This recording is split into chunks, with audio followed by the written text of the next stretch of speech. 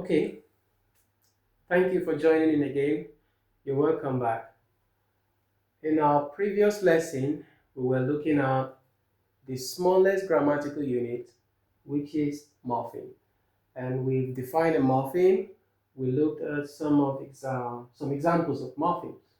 And as you can see here, there are different types of morphemes.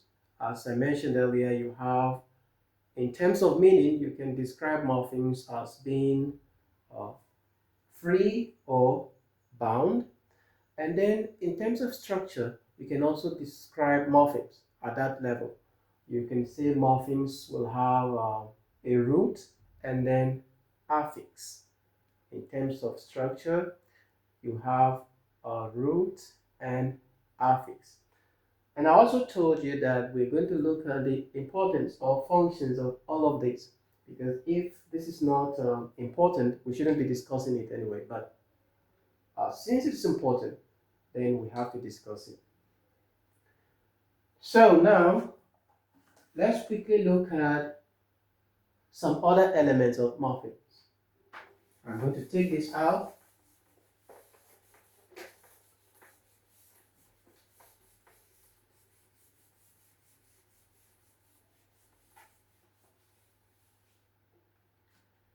Now, you may have noticed that in the course of producing words, not all the morphemes were put together in the same order, especially the bound morphemes. When I was getting words here, I didn't put all the bound morphemes together in the same order. For example, on plus known equals to unknown. But then you have here plus less equals careless. Um, give plus a gives you giver.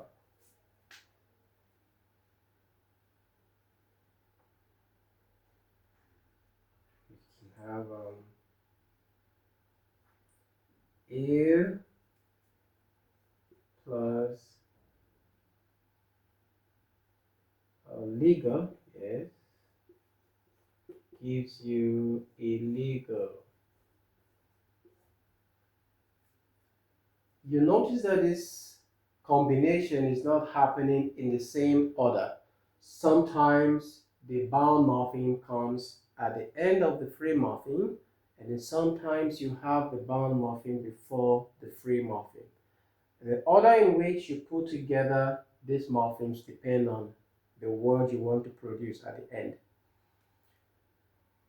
It is also important to note that a word can have more than one morpheme. You can have up to 3, 4 morphemes in one word.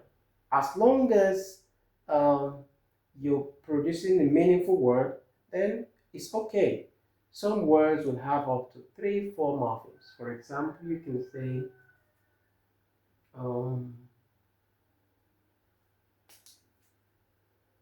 care plus less plus ness. You have carelessness.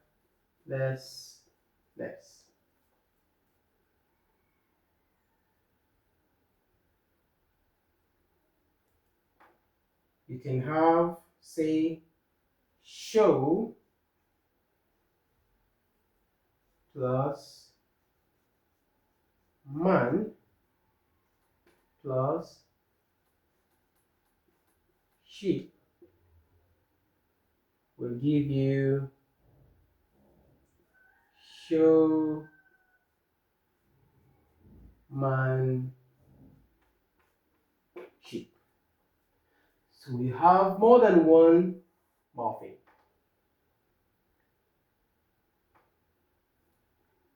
Bound,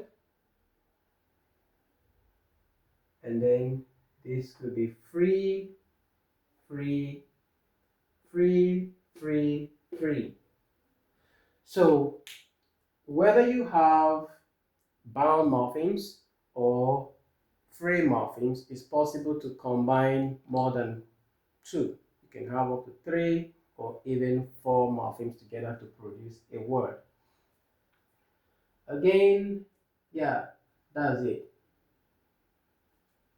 Let's now look at the other type or the other way we can describe morphemes.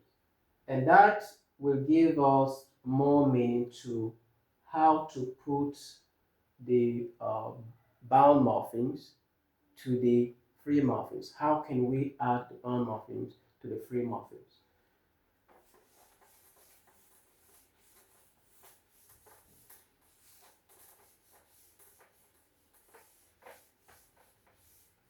Let's say in terms of structure, um, we describe morpheme as root and affix. Root and affix. The root is the main morpheme, or we can call it the free morpheme. The affix is bound, the bound morpheme. And this affix can be divided into two. So you have the prefix and suffix. You have the prefix, you have the suffix. The prefix comes before the root, the suffix comes after the root. I think that makes sense now. So if you have a word such as um,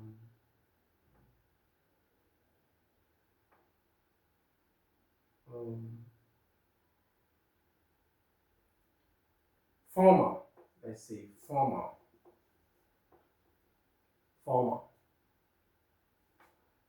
plus in, you get informal. This is your prefix, sorry, it's your prefix, then this one is the root. You're adding the prefix to the root. Let's say we add another one. We have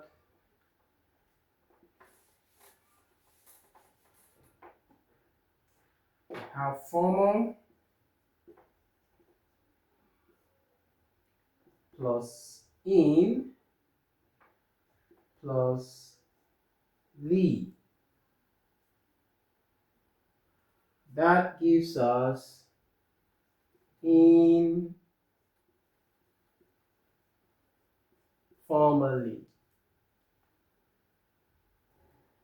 This one is the prefix. This is the root. This one will be the suffix. So instead of putting it this way, based on the word we're going to realize at the end, to be more logical, we just put it this way: in, formal, then lee. So we can have it this way. This one is the prefix, this one is the suffix, this one becomes the root. Now that is in terms of structure. The root is always the main morpheme. That is the one that carries the meaning. It is the we can call it the independent morpheme, the free morpheme, and it has meaning. It can have meaning on its own, even without the support from the affix. The independent or the free morpheme can make sense on its own, but the affix, be it the prefix or the suffix, will have to depend on the free morpheme, which is the root, to bear their meaning. Now, we're going to look at the function or the importance of all of this. One major importance of this is for the creation of words. Creation of words. Apart from the meaning, when you want to make words or you want to create new words, you use morphemes to do that. You know that based on the traditional grammar, we have the different um, classes of words, the nouns, verbs, adjectives. So the words are described based on this traditional classification. One word can switch form. That means you can have a noun um, becoming a verb, or a verb can become an adjective, or a noun can become an adjective can become a noun or a verb, depending on how you modify that word. And you modifying the word or making it to change form will depend on how you use the morphemes. So one important function of morpheme is for word creation or building of words. You can move a word from one class to another class. Even in the same class, say a noun, the noun can change form from being singular to being plural simply by adding morphemes. You can also have your verb change to past or present or even progressive form simply by using morphemes. So morphemes will help you build words or derive words. You can derive one word from another by using morphemes, and that is very important. Also, in reading, for those who struggle to comprehend, there are many things or many factors involved in reading comprehension. One of which could be the meaning of words. For example, if we have the word legal and you understand legal to mean something that is lawful or accepted according to the laws or traditions, when you have the IL added to the word legal, you know that the meaning has changed. Legal means lawful. But if you add il plus this legal, now it becomes unlawful.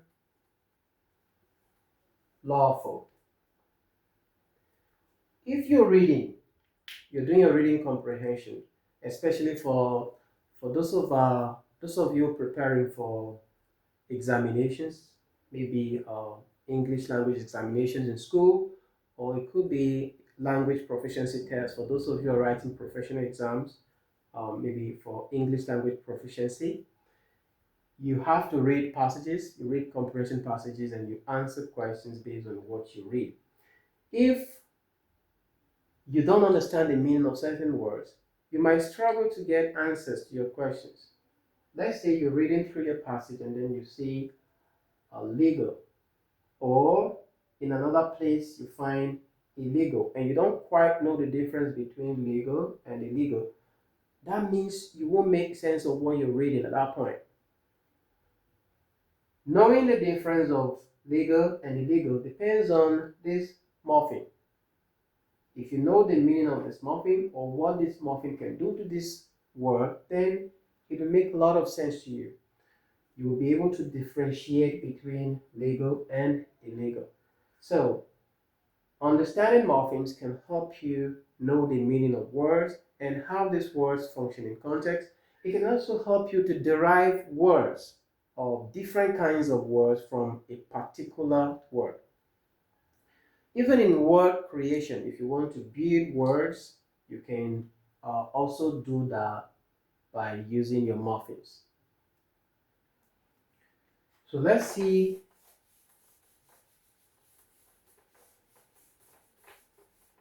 how we can change the type or the class of a word using morphemes. And let's take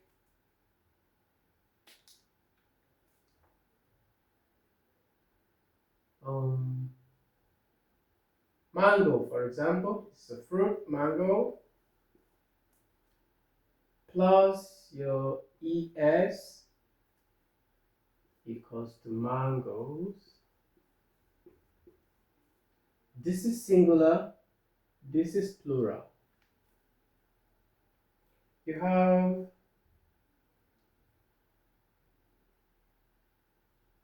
let's say, gate, very typical noun. This is a noun, gate plus ed or plus d. We don't need the e here because we have another e here already. Gate plus d gives you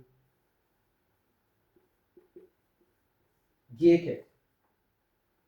Now this word has moved from being a noun to being a verb simply because we've added a morpheme d.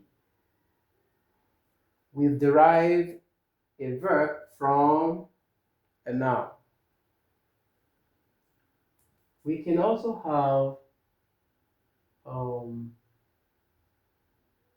say, endure. Endure. This is a verb. We can add d to it, and it gives us endured, which is a past form of endure.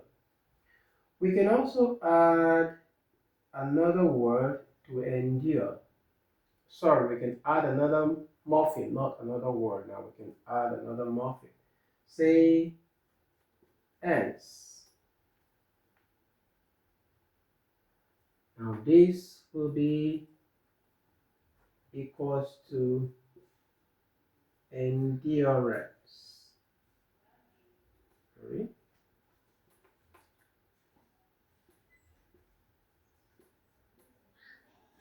Endurance. This has moved from being a verb with this morpheme is now a noun,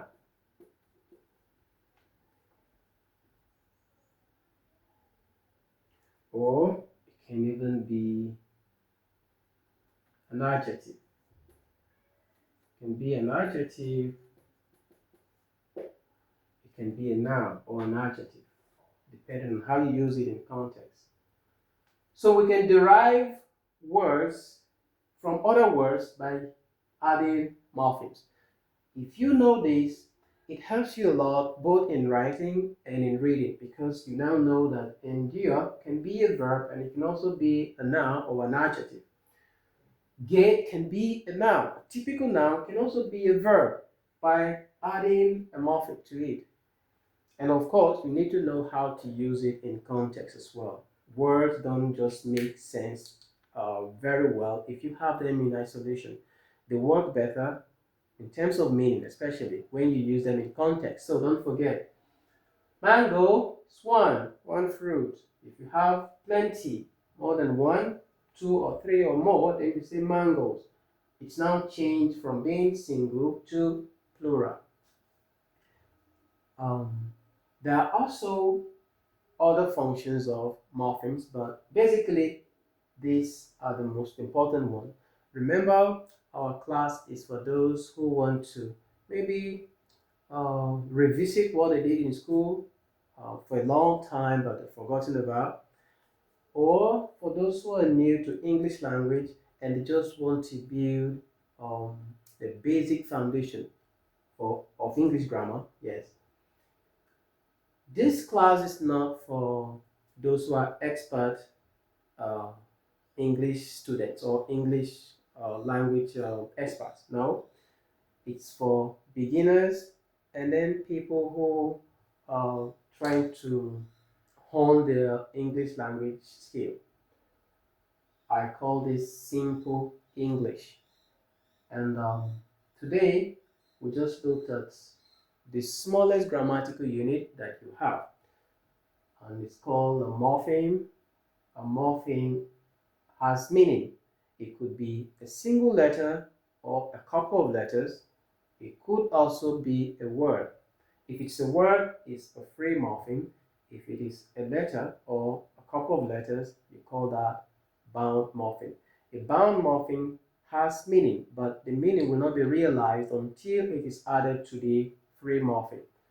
Um, from morphemes, you build words. It could be compound words or just one word.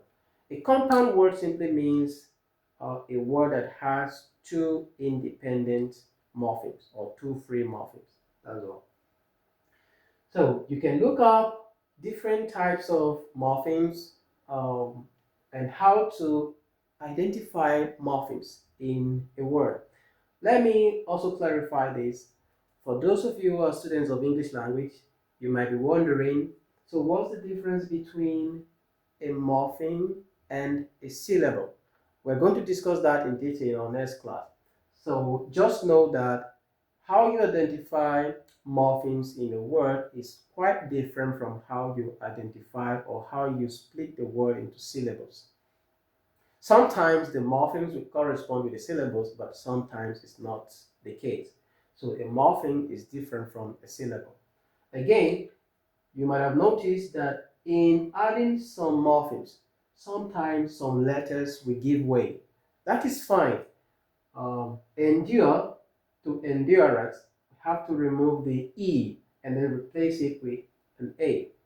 It happens like that for conveniency. It will be very difficult to pronounce the word if you have to leave the E or add NCE to your E. That will be very difficult to pronounce.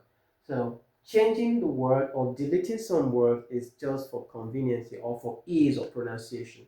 It happens that way. Sometimes the word, some letters, you lose some letters while you're trying to bring in those morphemes. We're going to have more on how to derive words in our next lesson. If you have any questions, you can send them in the comment, and then don't forget to subscribe and follow because you'll be getting more of lessons like this um, coming your way. Thank you.